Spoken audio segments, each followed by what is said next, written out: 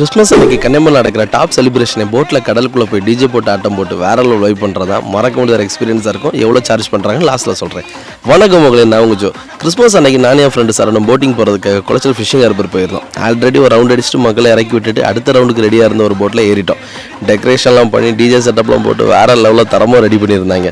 நம்ம பசங்க வேறு டிஃப்ரெண்ட் காஸ்டியூம்லாம் டான்ஸில் போட்டு பட்டையை கிளப்புன்னு கிளப்பிட்டாங்க.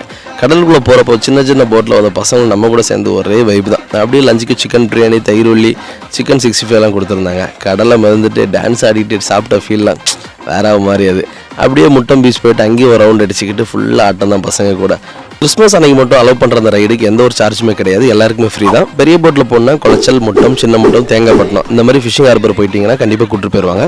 சின்ன போட்டு வந்து எல்லா மீனவ கிராமத்துலேயுமே கிளம்பும். இது எக்ஸ்பீரியன்ஸ் பண்ணால் மறக்காம அடுத்த கிறிஸ்மஸுக்கு எல்லாரும் கன்னியாகுமரி வந்திருக்க மக்களே.